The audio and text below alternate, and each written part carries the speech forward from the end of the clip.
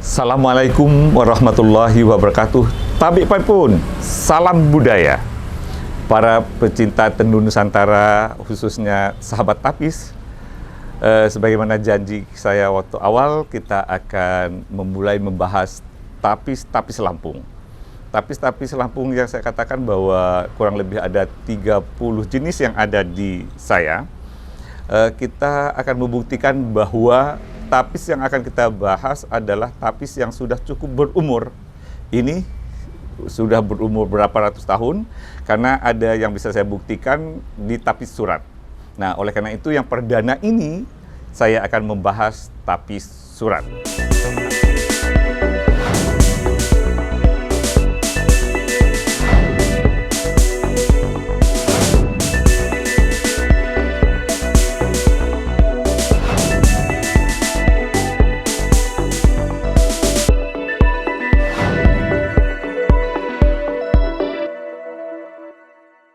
Apa itu para sahabat tapis surat? Tapis surat itu karena dia ada tulisan. Jadi ada bacaan-bacaannya, ini adalah dikatakan tapis surat. Nah, ada beberapa tapis surat yang ada di saya yang sudah berumur ratusan tahun, seperti tapis surat ini. Kalau kita lihat, ini ditulisnya nih. Dengan jelas para sahabat tapis ya, di sini ditulis oleh si pembuatnya. Dia tulisnya gini. Terbikin pada ya. Ini ada tanggalnya, dia tulis bahwa kapan dibikinnya. Kita lihat sahabat tapis. Terbikin pada 11 ya. 11 September ini, 11 September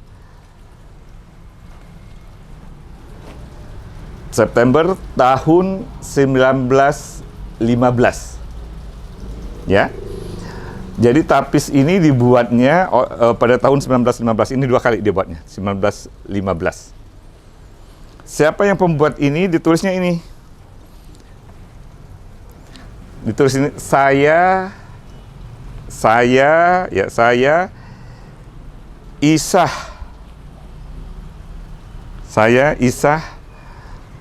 LRA, ini gelarnya mungkin ya. Nah, jadi pembuat ini tapis Isah yang dibuatnya pada 1915. Inilah tapis surat yang bisa kita lihat bahwa buktikan bahwa kita itu memang tapisnya sudah ratusan tahun. Jadi ini juga beberapa teman pernah mengatakan bahwa tapis sejenis yang ada benang emas ini katanya adalah di era kemerdekaan. Ternyata tidak. Bahwa sebelum kemerdekaan pun sudah ada tapis-tapis sejenis yang ada benang emas ini. Kalau ini kita bisa lihat, ini adalah motif sasab, ya. Yang ini seperti hampir dia ke tenhikati ya. Tenhikati karena dia ada berbentuk seperti ketupat belah gitu. Nah, kalau kita lihat di tapis ini juga ada di dalamnya bagaimana bentuk pembuatannya, dia ditusuk. Sahabat tapis, dia ditusuk. Kalau bahasa kita bahwa tapis ini sistem penyulamannya dicucuk. Dicucuk itu berarti ditusuk, dia ditusuk.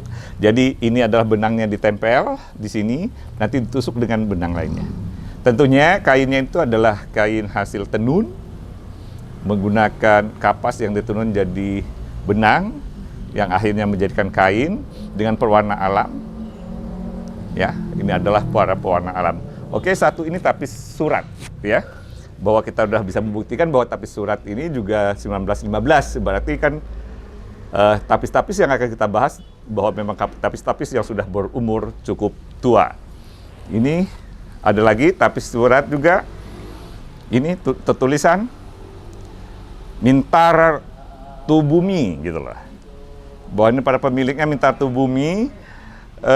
Bahwa ini juga ada warna-warna ini seperti binatang-binatang ya, kelompok-kelompok binatang juga.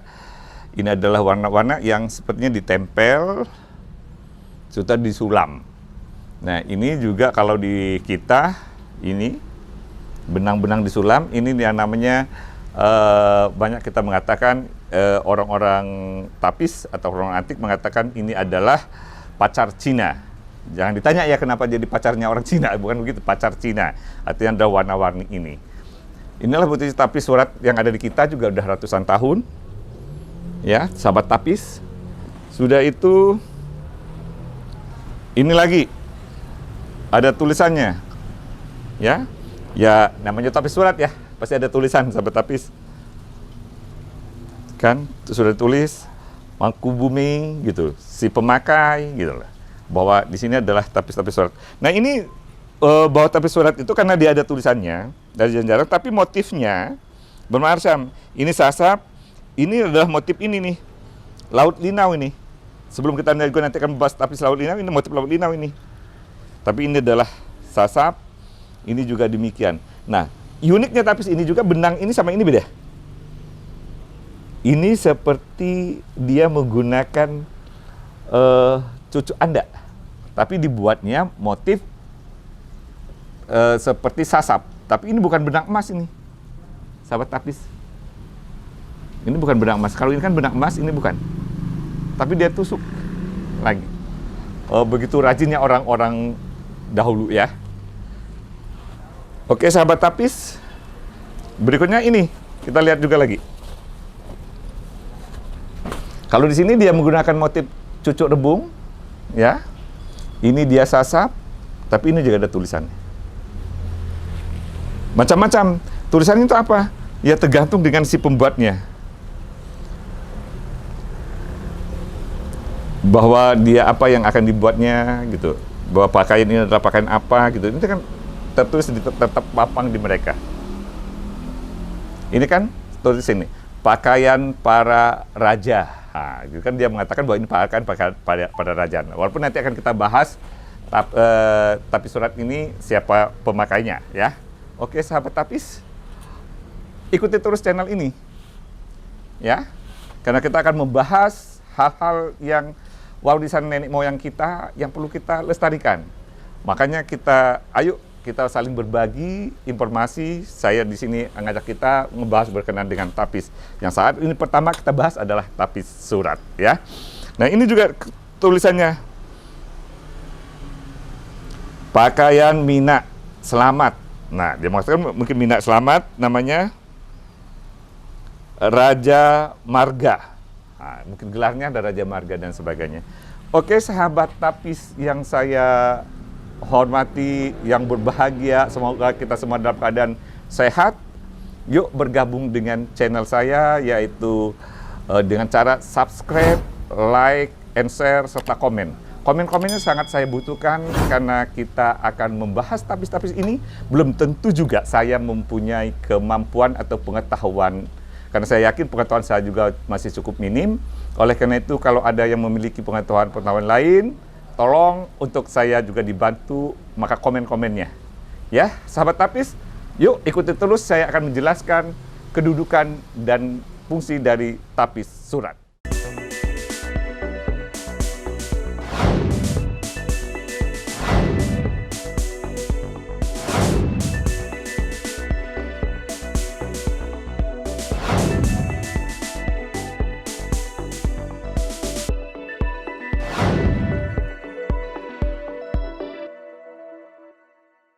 Baik sahabat tapis, kita masih ada di channel saya kan, masih tetap setia untuk mengikuti. Kok setia ya? Kita sama-sama untuk membahas berkenaan tapis surat. Saya akan bukan memberitahu ya, cuman sepengetahuan saya bahwa fungsi dari tapis surat ini dipakai oleh para menulung di saat dia melakukan manjau atau mendatangi atau berkunjung di saat gawi ataupun pesta adat Kelamonya. Siapa itu para menulung itu? Menulung itu misalnya saya punya ayu perempuan ataupun adik perempuan yang sudah nikah.